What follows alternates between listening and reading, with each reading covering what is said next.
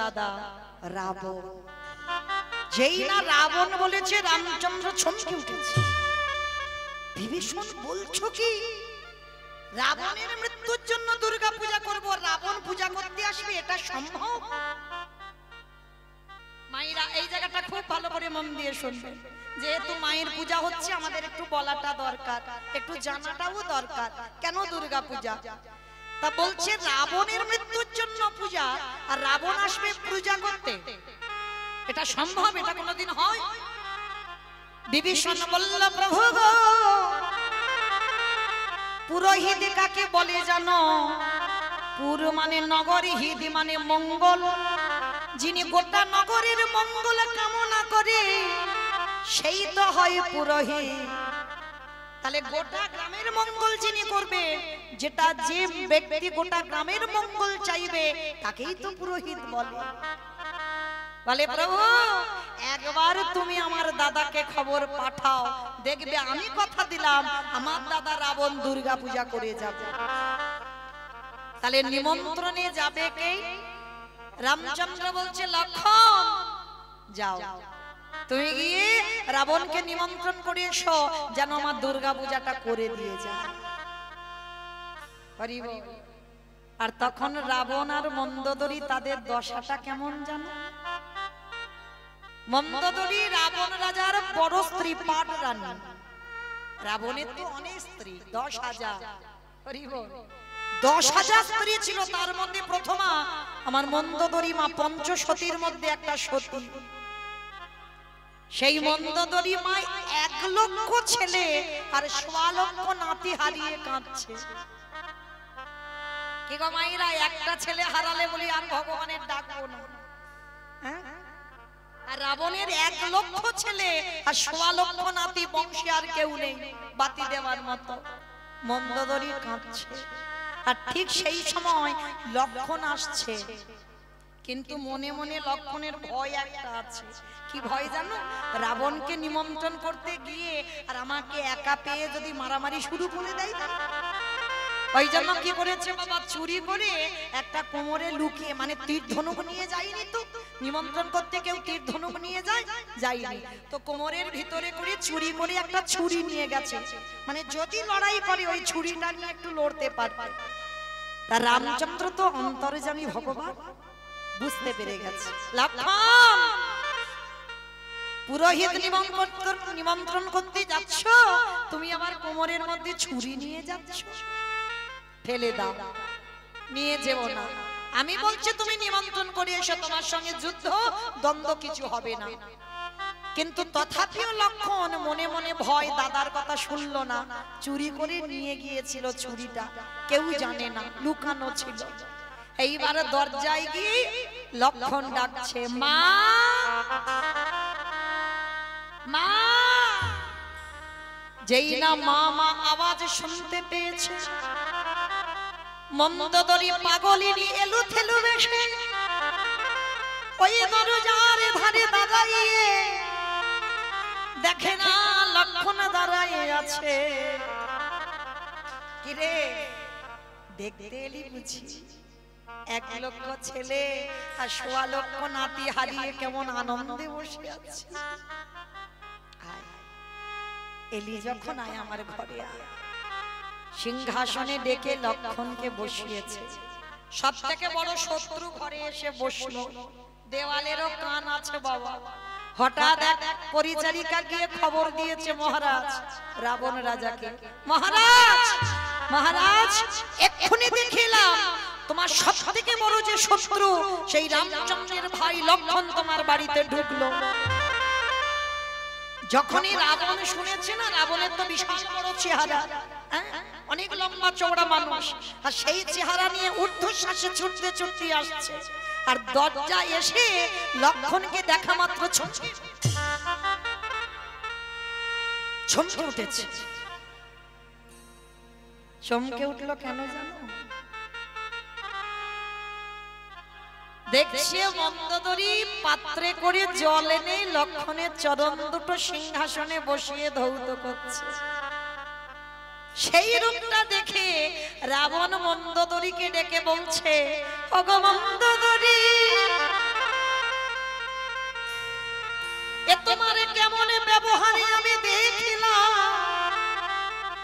হ্যাঁ গো, একটাও তো বংশে বাতি দেওয়ার মতো কাউকে রাখেনি রাম। তোমাকে মা বলে ডাকবার মতো আর কেউ নেই। সেই লক্ষণ যদি এলো, পারলে না তোমার কোলে করে নিয়ে একটু বসাতে।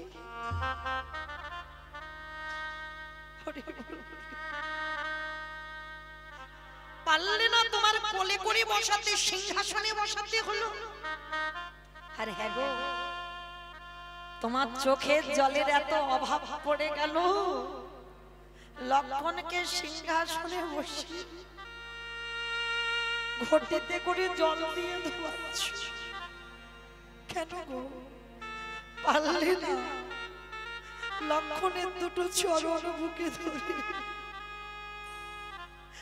তোমার চোখের জল দিয়ে তার দুটো চরণ ধৌত করে মন্দারি গো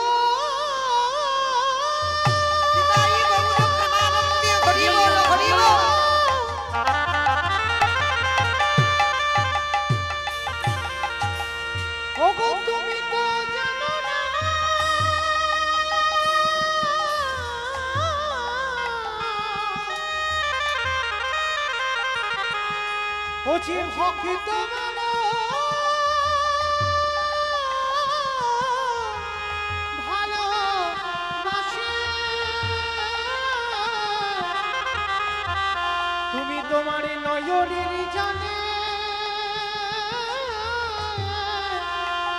ওই ভগবানের চরণ কেন ধৌত করিলে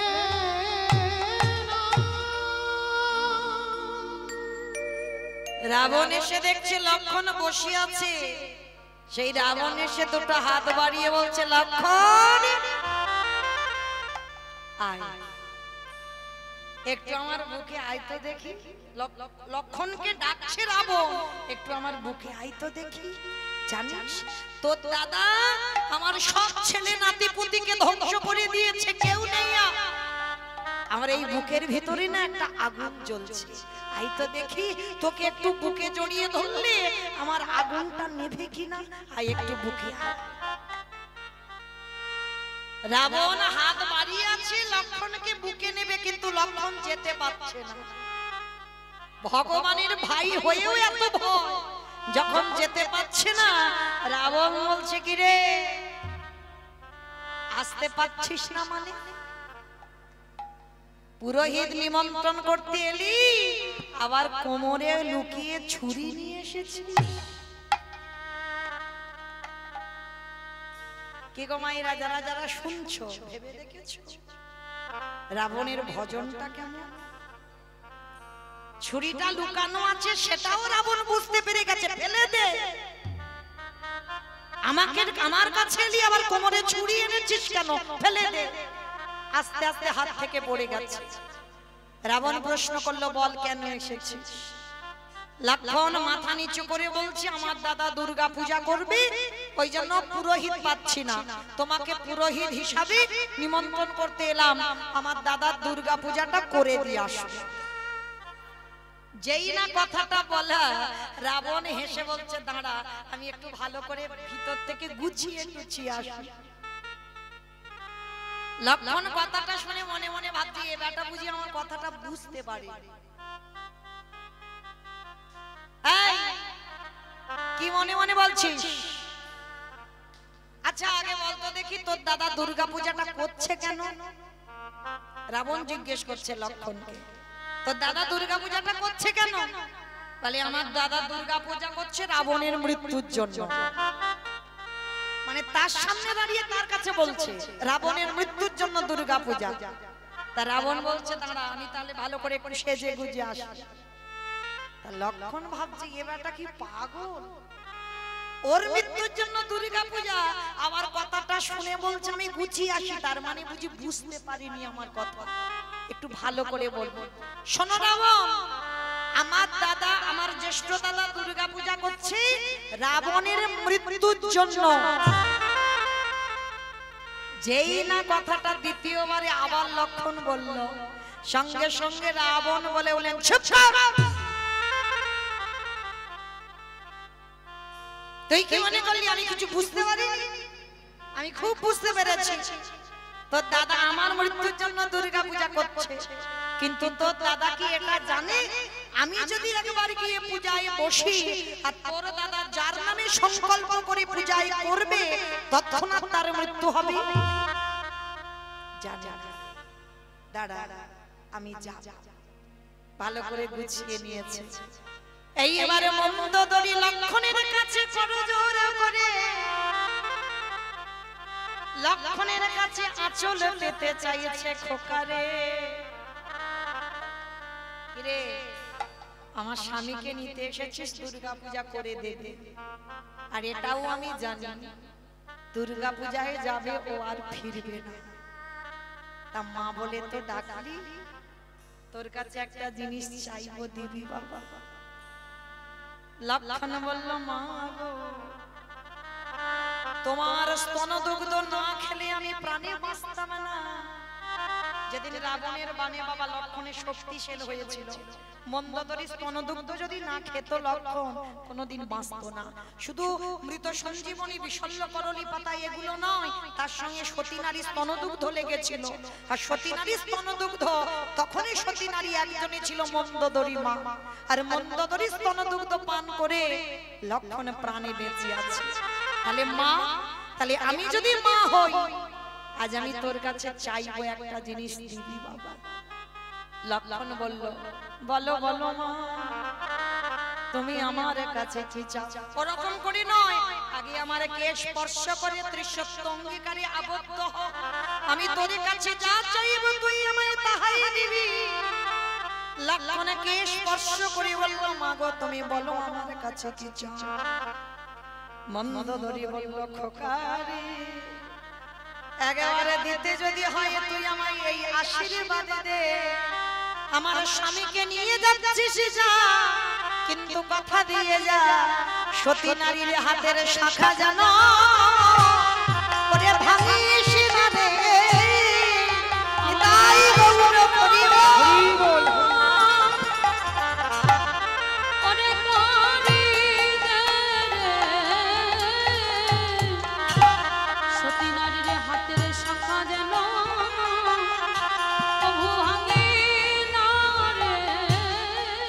ওরে শিখার সেদু যেন মুছে না যায় আমার এই আশীর্বাদ ওরে করি দে রে। চমকে উঠেছিল লক্ষণ, কারণ লক্ষণ ভালো করে জানে রাবণ দুর্গা পূজায় যাচ্ছে মানে আর ফিরবে না। ওই নবমীর রাত্রিতে রাবণ বধ হবে, ভালো করে জানতো। আর এদিকে মা চেয়ে নিয়েছে, কিন্তু উপায় নেই বাবা। তখনই লক্ষণ বলেছিল, কথা দিলাম মামা, রাবণ যাচ্ছে পূজা করতে ঠিকই কথা, কিন্তু কথা দিলাম যদি তোমার স্তনদুগ্ধ পান করে আজ আমি জীবিত থাকি আমার বাক্য লঙ্ঘন হবে না। আমি তোমার আশীর্বাদ দিয়ে গেলাম, তোমার শীতের সিঁদুর কেউ মুছবে না মা।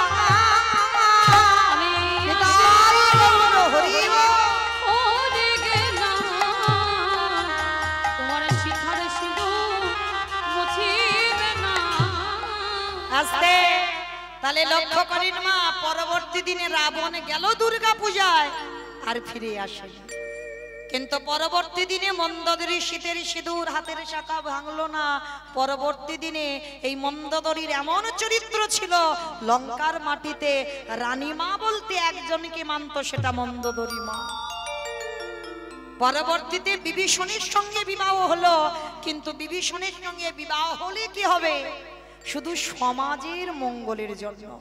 শীতের সিঁদুর হাতের শাখা পড়েছিল, কিন্তু বিভীষণের সঙ্গে আর কোনো সম্পর্ক ছিল না, শুধু সমাজের মঙ্গলের জন্য মন্দোদরিমা বাধ্য হয়েছিল জগতের মঙ্গলের জন্য, কিন্তু সতী নারী যারা হবে স্বামী ছাড়া, সে যত অসৎ হোক স্বামী ছাড়া কাউকে আর মন দিতে পারবে না।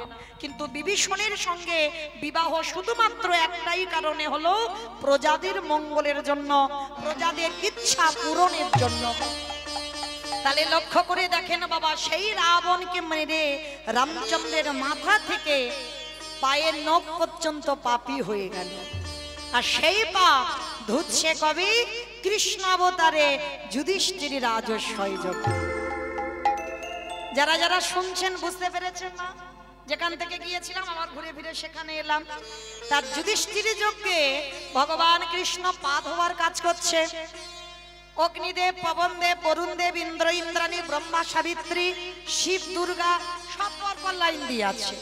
আর কৃষ্ণ একে একে ডাকে পা ধোয় আর যজ্ঞের ভিতরে ঢোকায়। এমন সময় জগৎজননী মা দুর্গা আমার বাবাকে ডাকছে, প্রাণনাথ, ও প্রাণনাথ, এদিকে এসো, এইদিকে এসো। আমার বাবা তো একটু ভোলে ভালা, তা বাবা বলছে, পার্বতী কি ব্যাপার আমায় ডাকলে যে বড়? তা পার্বতী বলছে, প্রাণনাথ চলো এবার আমাদের লাইনে দাঁড়াতে হবে, কৃষ্ণ পা ধোবাবে, পা দুটো একটু ধুইয়ে নি। বাবা হেসে বলছে, পার্বতী তোমার মাথা ঠিক আছে তো? কৃষ্ণ পা ধোয়াবে আর আমার পা দুটো বাড়িয়ে দেবো? শোনো পার্বতী, তোমার যদি ইচ্ছে করে তো তুমি লাইনে দাঁড়াও, কিন্তু আমার ভগবান আমার পা ধোয়াতে পারবে না, এটা অসম্ভব।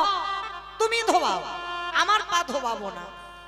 ভগবান মনে মনে ভাবছে, যা বাবা, আমি রাম অবতারে রাবণকে মেরে যে পাপ করে রেখেছি, এই বেটার পা ধোবাবো বলে আজকে আমার এই দায়িত্বটা নেওয়া, আর এই বেটা বলছে পা ধোবাবে না। তাহলে কি করব?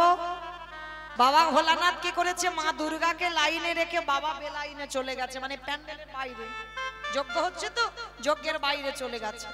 আর মা দুর্গা কি করেছে, সবার মধ্যে লাইনে দাঁড়িয়ে আছে, আর বাবা আড়ালে গিয়ে মনে মনে ভাবছে কৃষ্ণের চোখে ধুলো দিয়ে যজ্ঞের ভিতরে ঢুকবে। ও মায়েরা, ভগবানের চোখে ধুলো দেওয়া যায়? এই যে আমি কীর্তন গাইছি না, মনে মনে করছেন উপরে দাঁড়িয়ে আছি, মোটামুটি দেখতে শুনতে সবাইকে পাচ্ছি, কিন্তু আমার চোখে ধুলো দেওয়া যায়। কিন্তু যে ছেলেটা বাঁশিটা বাজাচ্ছে না, দেখতে ওইটুকু ছেলে, ওইটুকু নয়, ও ঠিক ফোল্ডিং ছাতার মতো। ফোল্ডিং ছাতা দেখছো, গুছিয়ে নিলে ছোট হয়ে যায়, আর যখন খুলে দেবে বড় হয়ে যায় না? ও দেখতে ওইটুকু ছেলে, কিন্তু ওইটুকু নয়। ও চোখ চারদিকে ঘুরে ঘুরে বেড়াচ্ছে প্যান্ডেলে, কে কি করে দেখি, কে কীর্তন শুনছে, কে শুনছে না, কে গল্প করছে, কে মোবাইলে ব্যস্ত, আবার কে বসে বসে।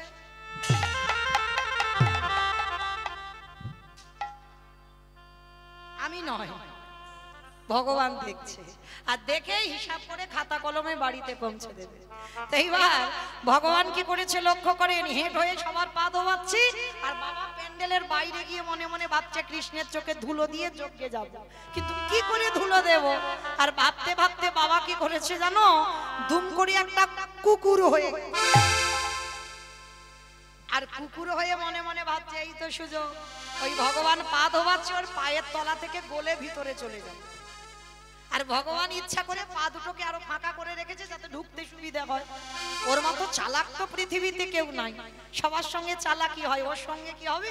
তাই এবার ভগবানের চোখ তো ঘুরছে, দেখি বেটা কি করে। আর বাবা কুকুর হয়ে পিছন থেকে গুটি গুটি করে আসছে, আর ভগবান ইচ্ছা করে মাথাটা হেঁট করে আছে যাতে বুঝতে পারে কৃষ্ণ অন্য মনস্ক হয়ে আছে।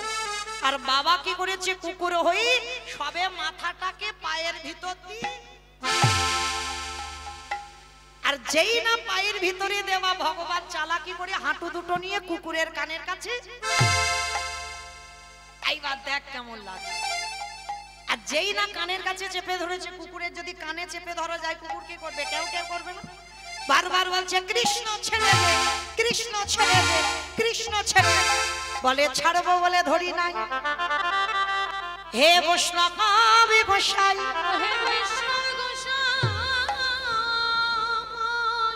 তোমার মতো বৈষ্ণবীর দুটো চরণ ধোয়ালে বোধ হয় কম হতো, তাই তো কৃপা করে করুণা করে তুমি আমার জন্য এক্সট্রা দুটো জুড়ে দিয়েছো।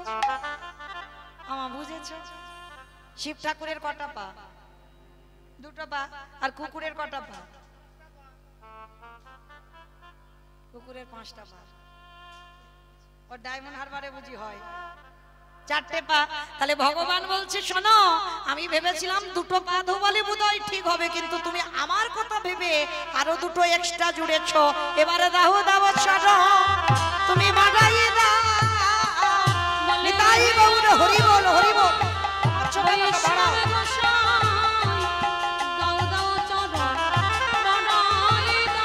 বলি আরে তো চরণ ছাড়িব না খেয়ে, বলি এই প্রতিজ্ঞা করে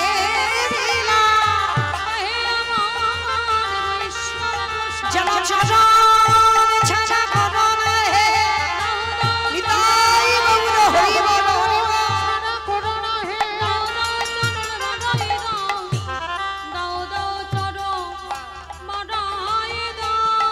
আস্তে।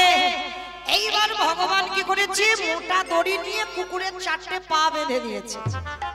আমার কুকুরের পা বেঁধে দিলে আর কিছু করতে পারবে? শুধু নয়ন জলে ধুলায় গড়াগড়ি দিচ্ছে। কৃষ্ণ দয়াময় মা সবার পা ঘটিতে করে ধোয়াচ্ছে। আর বৈষ্ণবের বেলা কি করেছে জানেন?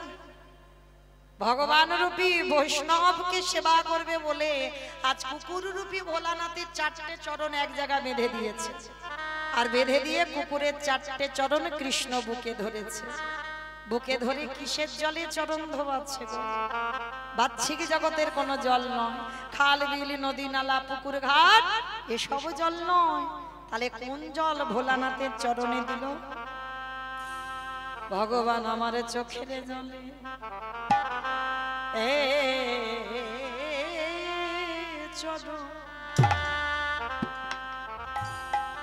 চরণ ধোবা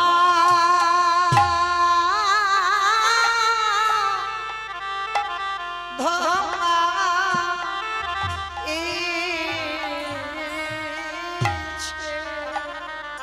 হে বৈষ্ণবী কৃপা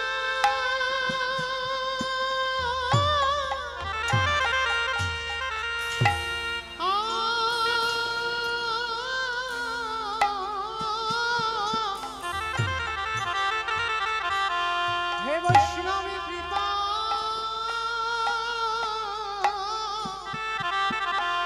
কৃপা করো বলে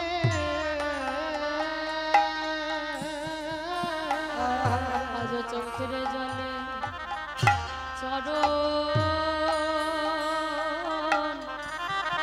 চরণ ধোয়া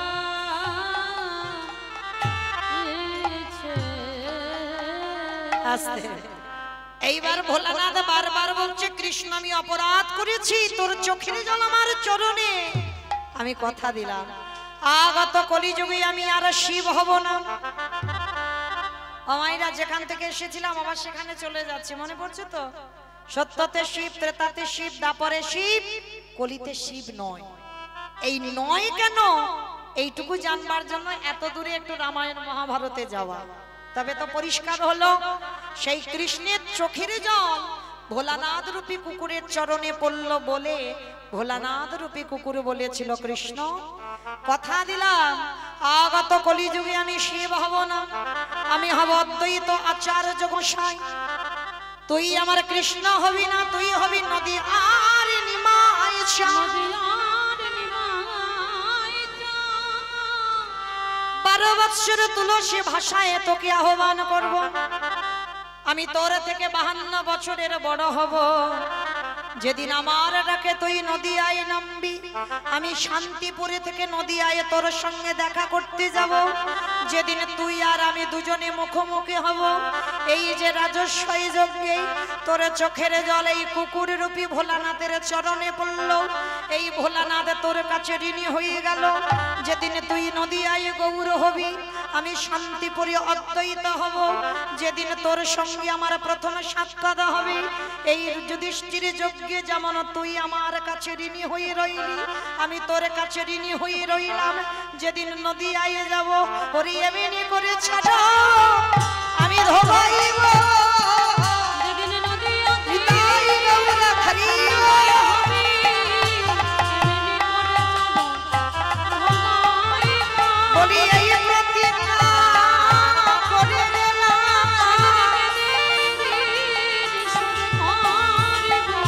বলি কেঁদে জগৎ ভাষাইব সেদিন চরণে ছাড়া পরমানে নিতাই গৌর করিব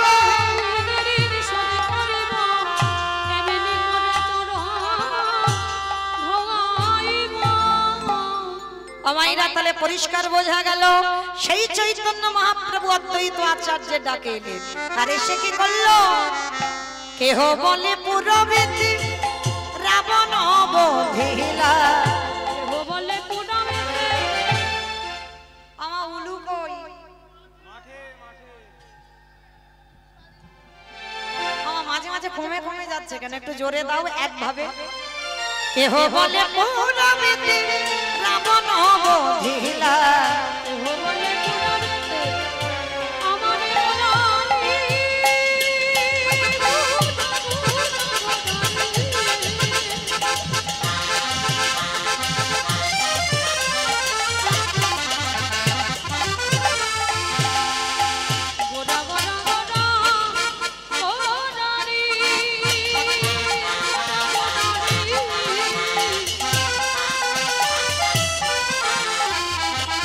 নিতাই গৌর প্রেমানন্দে হরিব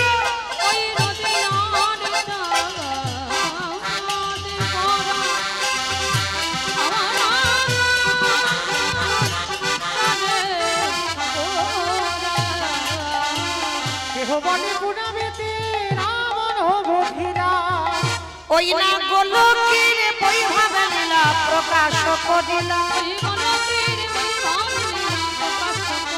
ওই না গোলকের বৈভব লীলা প্রকাশ করিলা শ্রী রাধার ভাবে গোরায় অবতাঙ্গা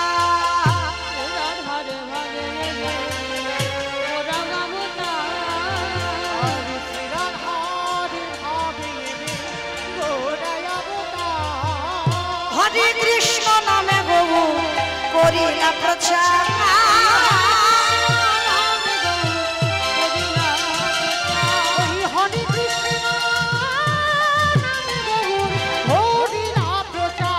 এইবারে লীলা প্রকাশ হলো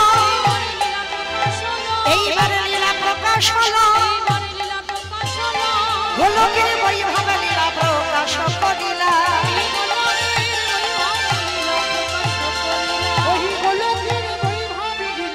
প্রকাশ করিলা বাসুদেব ঘোষ কহে করি জোড়হা ওগো জেগে গো সেই কৃষ্ণ সেই তো জগন্নাথ আহা বাসুদেব ও হে আহে এইবারে লীলা প্রকাশে হো বাসুদেব বাসুদেব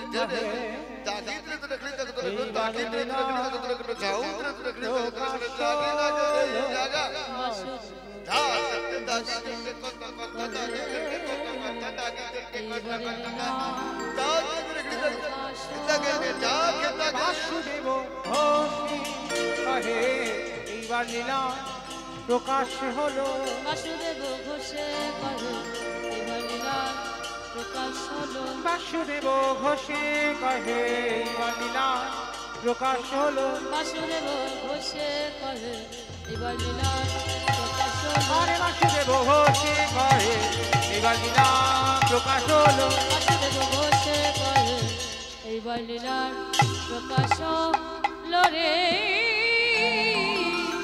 ও বাসুদেব ঘোষে রাধে চলুন এবার আমরা যাব মধুমাসী ধাম বৃন্দাবন ধাম এতক্ষণ যখন ছিলাম সবাই একবার দেখি প্রেম সে বলে তো গৌর সুন্দর কি নবদ্বীপ ধাম কি সচির নন্দন কি ধ্বনিটা হলো কি? এটাও জয়। আমি বললাম ধ্বনিটা হলো কি? এটাও জয়। এটা জয় নয়, একটু প্রেম সে দিতে হবে। এত জোরে দাও, কত দূর যাবে জানো? রানীহাটি চলে যাবে। রানীহাটি যাবে? যাবে বাবা, যাই হোক মনে স্পিড আছে, বিশ্বাস আছে যাবে। আর পূজার সময় বলে আরো স্পিডে যাবে। বেশ, সবাই দেখে একবার হাত দুটো তোলো, দেখে একবার প্রেম সে বলো জোরে।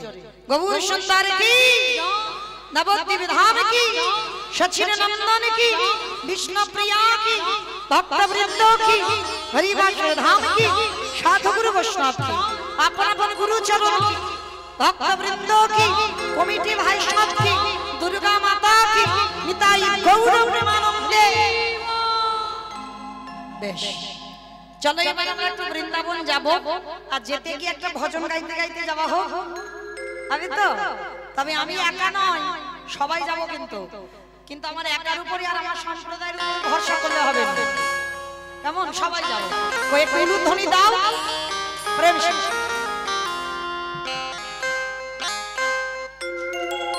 जय राधे श्री राधे, जय श्री कृष्ण बोलो जय राधे।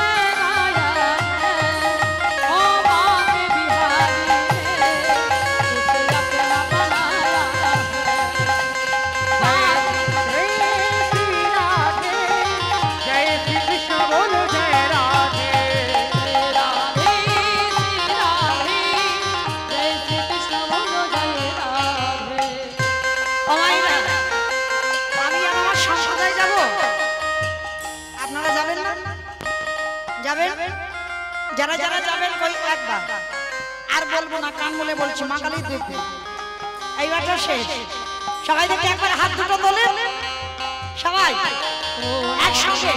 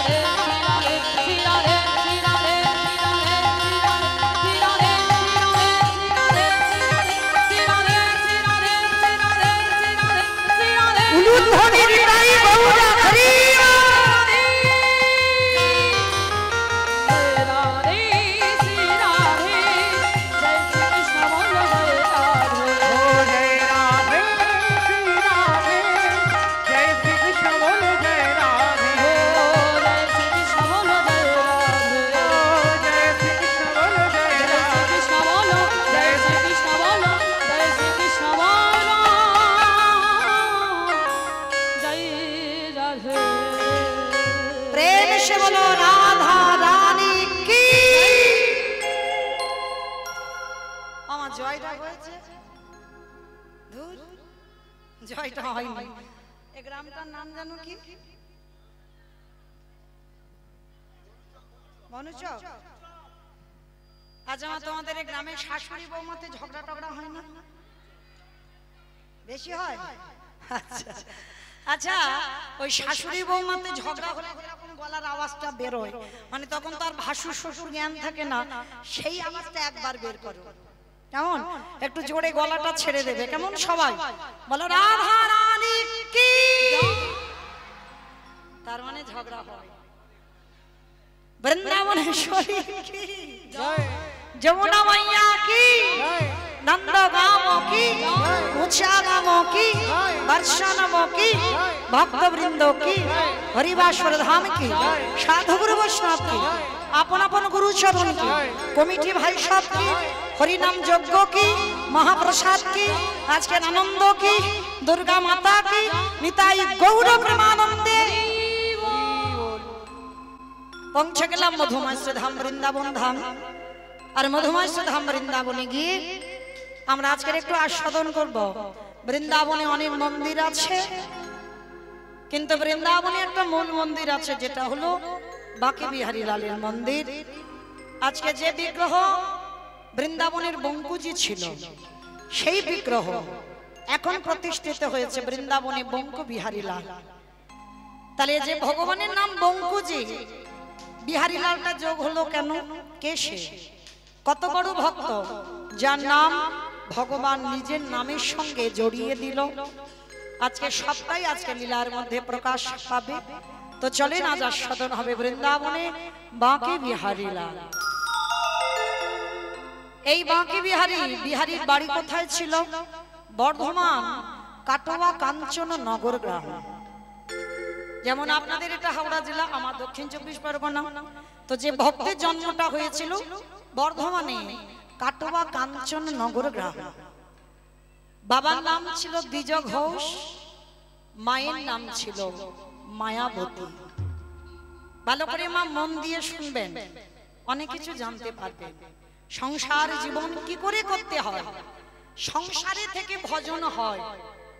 একটা কথা শুধু মনে রাখবে, কলিযুগে সংসার ধর্ম বড় ধর্ম। সংসার ত্যাগ করে ভজন করা সোজা, সংসারে থেকে ভজন করে দেখাও।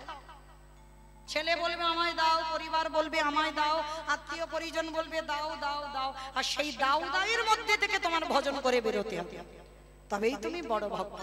যার জন্য দেবর্ষি নারদ সংসার করেনি, কিন্তু কলিযুগে ঘোর সংসারী শ্রীবাস হলো।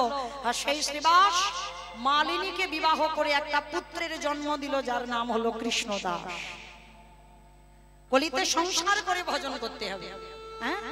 তবে সংসারেছে বাবা, সার কিন্তু কারোর হয়নি। এই যে আপনারা আমরা সবাই বলি না আমরা সংসারী গো, সংসারী না, তুমি সার নয়। প্রথমে বলেছে কীর্তন নারকেল। কি গো মাইরা, এই যে বড়াই করে বলছে সংসার করছি সংসার করছি, সার হচ্ছে?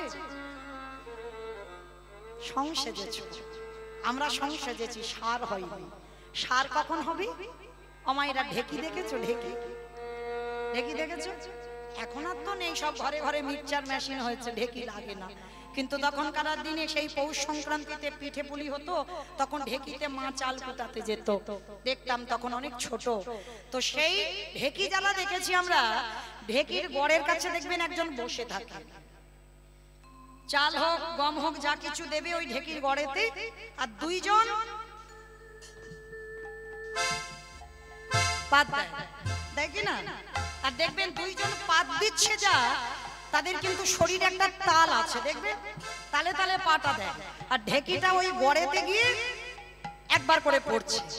আর যিনি গড়ের কাছে বসে থাকে একবার করে ওই চাল হোক গম হোক একবার করে ঘুরিয়ে ঘুরিয়ে দেয়, দেখবেন ঘুরিয়ে দেওয়া হয়। তা এক সংসারী মা ওই ঢেকিতে চাল কোটাতে গেছে, হঠাৎ স্বামী এসে বলছে, হ্যাঁ গোবিন্দি, আমি যে অফিসে যাব বা কাজে যাব, জামা কাপড়গুলো তো পাচ্ছি না, রেখেছো কোথায়? তা মা কাজ করে যাচ্ছে, বলছে দেখো আজকে আমার বড্ড একটু কাজের চাপ, তুমি একটা কাজ করো, ওই আলনাতে গুছিয়ে রেখেছি, জামা কাপড়টা পরে তুই একটু চলে যাও। হয়ে গেল।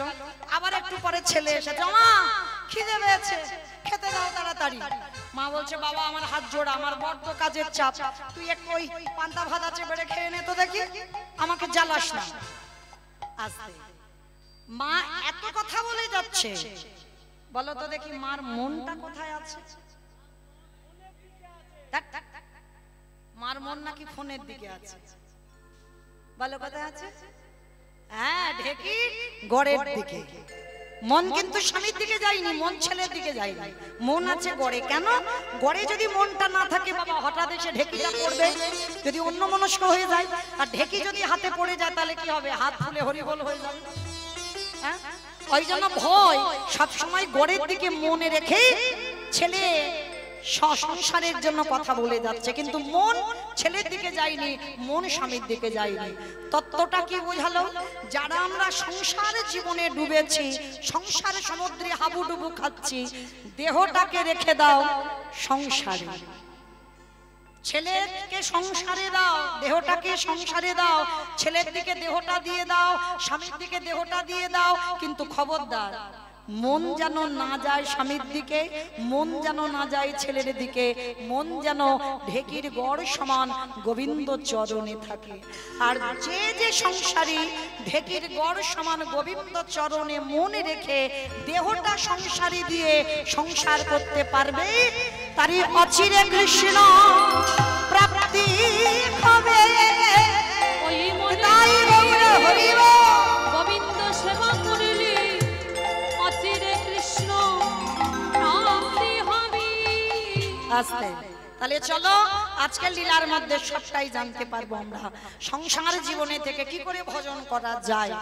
মায়াবতী ঘোষ আর দ্বিজ ঘোষ, এদের দুই লোকের সংসার মাধুকরী করে যা কিছু পায় ভগবানের সেবায় লাগায়।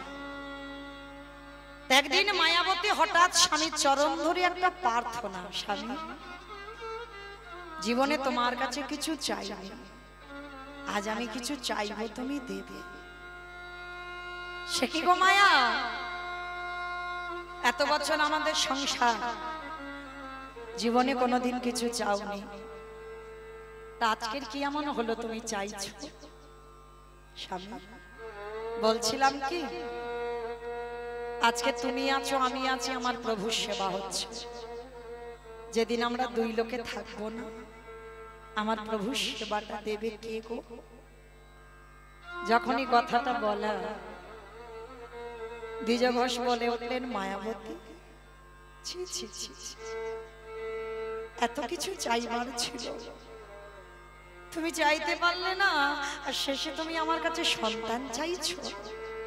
খবরদার, সন্তানই সুখ নেই। আচ্ছা, শুধু জ্বালা কষ্ট ব্যথা বেদনা চেও না, শুধু ডাকার মতো ডেকে যাও, ফলের আশা করো না। কে গো মা, আমরা তো ফলের জন্য ভগবানের ডাকি, ঠাকুর তুমি এটা দাও, আমি তোমায় এটা দেব, তাই না? মানত করি, তুমি যদি আমার মনের আশা পূর্ণ করে দাও 5 কিলো বাতাসার হরি লুট দেব। কিংবা মানত করেন না? যারা জ্ঞানী ভক্ত তারা জীবনে মানত করে না। কি গো, মানত করতে হয়। তিনি যদি অন্তর্যামী হয়, ভক্তের অন্তরের কথা সব জানে, ভগবানের কাছে কেন বলবো কষ্ট করে? সে জানে না আমার মনের ভিতরে কষ্টটা কি, আমার মন কি চায়, আমার মনের জ্বালাটা কি, সব জানে, কিছু বলতে লাগে না। ভগবান বলছে কর্ম করে যা, ডাকার মতো ডেকে যা, ভালোবাসার মতো বেসে যা। আর ডাকা যদি ঠিক হয়, ভালোবাসা যদি ঠিক হয়, একদিন না একদিন ভগবান ঠিক আসবে। আর মায়া, তুমি কেন ভুলে যাচ্ছ? তুমি তো আমার বউ নয়, তুমি তো আমার স্ত্রী নও। কি গো মা, এখানে আমরা এতগুলো নারী জাতি আছি, আমিও একজন নারী জাতি। এখানে যারা আমরা আছি, আমরা সবাই বউ, আমরা স্ত্রী, আমরা সহধর্মিনী অর্ধাঙ্গিনী এখানে হতে পারিনি। তবে হ্যাঁ, হতে হয়তো পেরেছি, হয়তো এতজনের মধ্যে একটা মিলবে কি তা সন্দেহ। সহধর্মিনী তাকে বলবে স্বামী অসৎ পথে যাবে, কুসঙ্গ কুনেশা, কৃষ্ণ নাম ভজন করে না, হরি বাসরে যায় না, একাদশী করে না। যদি তুমি সেই স্বামীর চরণ যুগল ধরে স্বামীকে কৃষ্ণ ভজনে ঠেলে দিতে পারো, তবেই জানবে তুমি হয়েছো সহধর্মিণী। স্বামীর ধর্মের কাজে সাহায্য করতে হবে। আজকে লক্ষ্য করে দেখে মায়াবতী মা বলল, বেশ তুমি যখন বলছো আমি আর ভগবানের ডাকবো না, বলবো না, জামাই কিছু চাও। চল সময় হয়ে গেছে, প্রভুর আরতি করতে হবে, তুমি জোগাড় করে দেবে, আমি ভগবানের পূজায় বসবো, আমি ভগবানের আরতি করব। বেশ চল। স্বামী স্ত্রী দুজনে মিলে ভগবানের সেবা পূজা করে। বলো কেন আমারে মা বলে না, আমি কেঁদে কেঁদে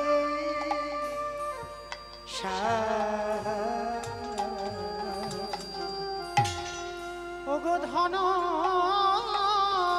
রাতেন সহিনা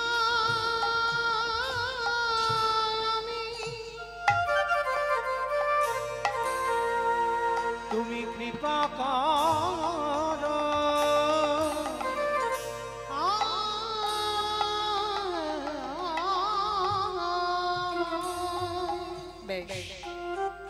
স্বামী স্ত্রী দুজনে মিলে ভগবানের সেবা পূজা করে। একদিন ভগবান দৈববাণী করলো, মায়াবতী তোমার কোল আলো করে আমি কাউকে পাঠাবো, তোমার সেবা তোমার পূজায় আমি তুষ্ট। তবে মায়াবতী তোমার কপালে একটা লেখা আছে, সন্তান পাওয়ার পর, গর্ভে ধারণ করবার পর তোমার কপালে যে লিখন আছে তোমাকে মেনে নিতে হবে। এই দুজনের মধ্যে একজনকে তোমায় বেছে নিতে হবে। যদি তুমি স্বামীকে বাঁচাতে চাও, চিরজন্মের মতো গর্ভের সন্তান গর্ভেই মারা যাবে। আর যদি তুমি তোমার সন্তানটাকে বাঁচাতে চাও, চিরজন্মের মতো তোমার স্বামীর মৃত্যু হবে। চিৎকার করে বলে বললেন, দয়াময়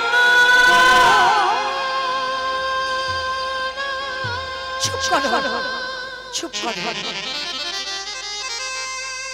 তুমি অমন করে বলো না, আমি যে শহীদ পারব না।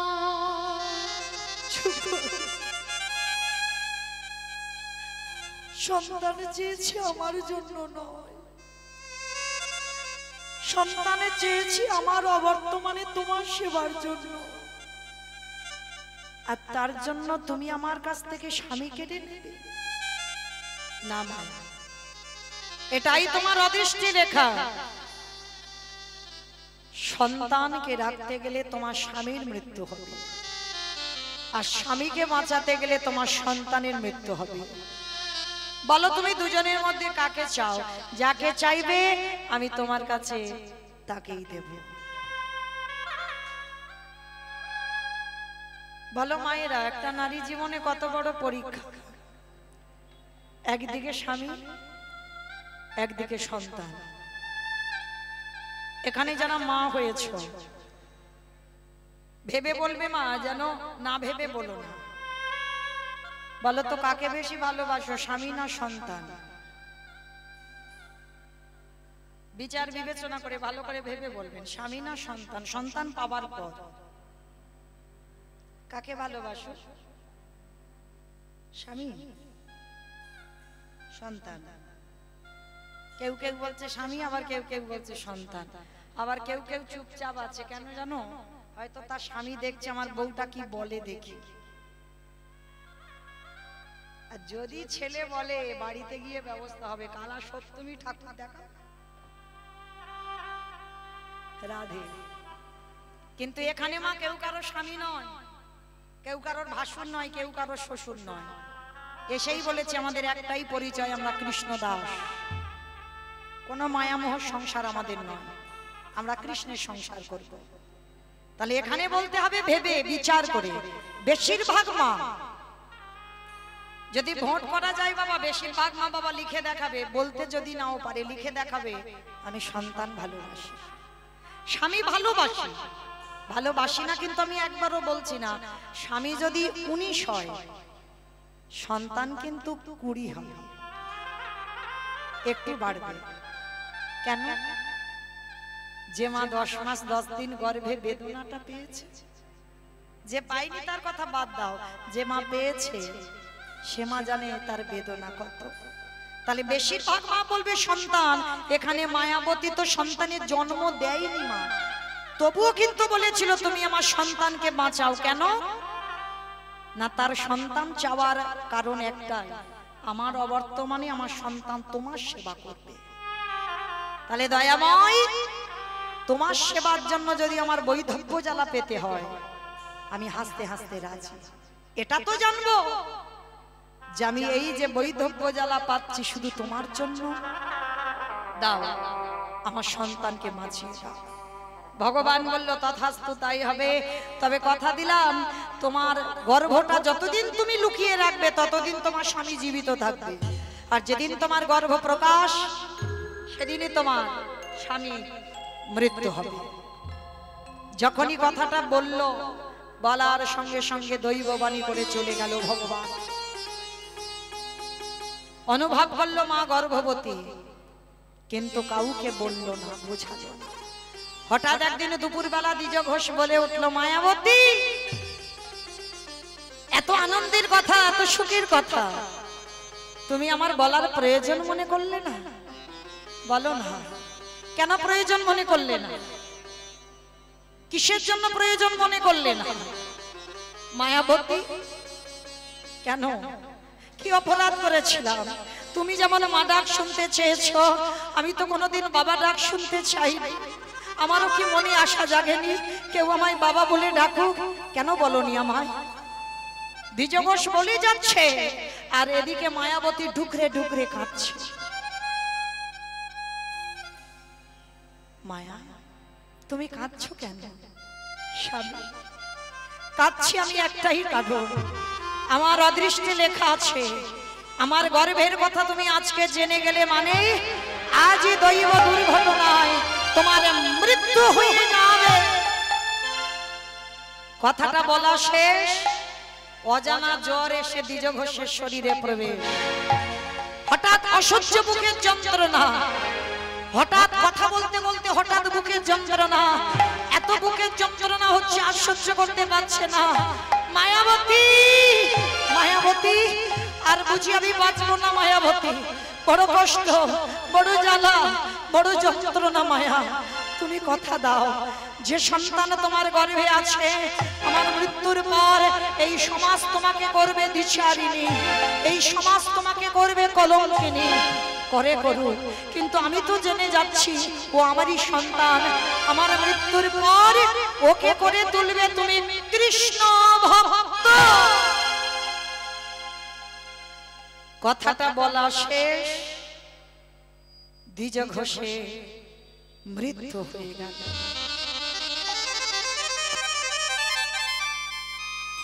ও মায়েরা, সন্তান ভালোবাসি বলে এই নয় যে স্বামী ভালোবাসি। যতদিন মাথায় ছাতা থাকে বাবা কিছু বোঝা যায় না, আর যেদিন ছাতাটা সরে যায় চারিদিকটা অন্ধকার হয়ে যায়। তোমার আহা বলা কেউ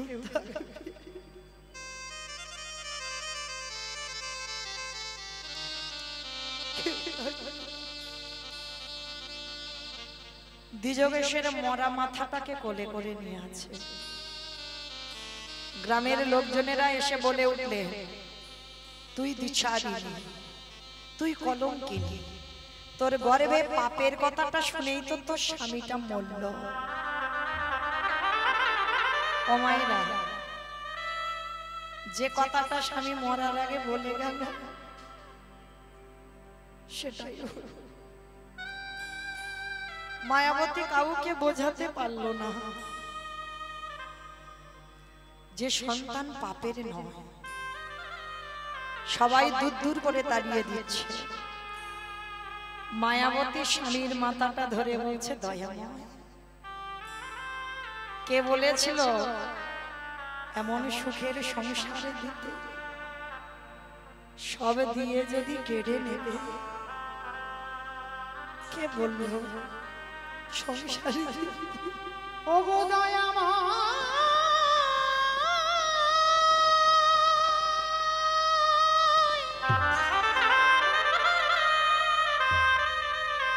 প্রভু যে জন তোমায় ভালোবাসে,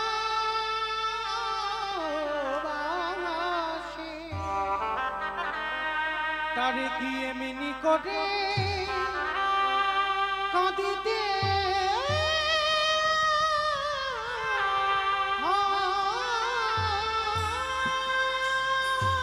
ফিরিয়ে দাও। আমি সুখের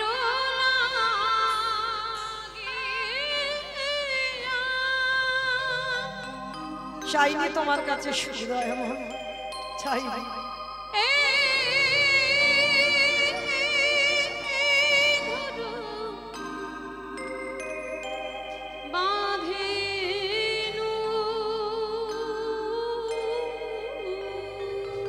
কেন কেড়ে নিয়েছো আমার কাছ থেকে? কেন?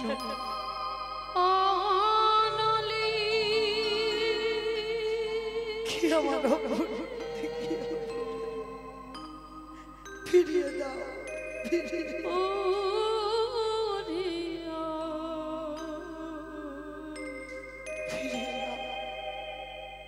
গেল রে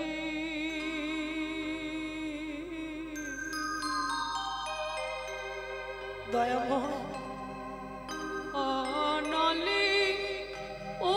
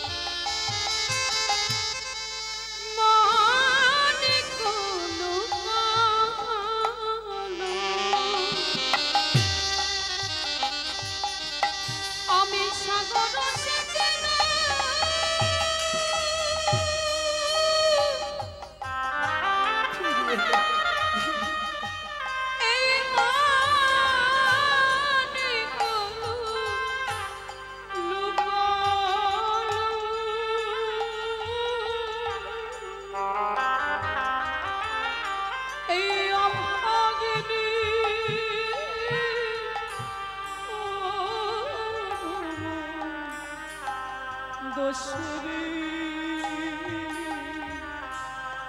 অভাগিনীর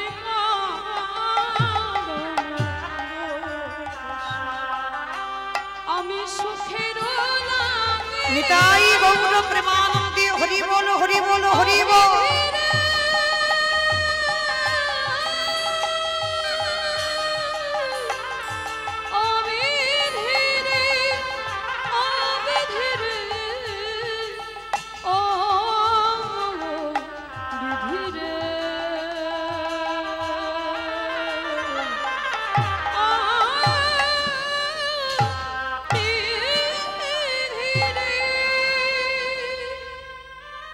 নয়নের জলে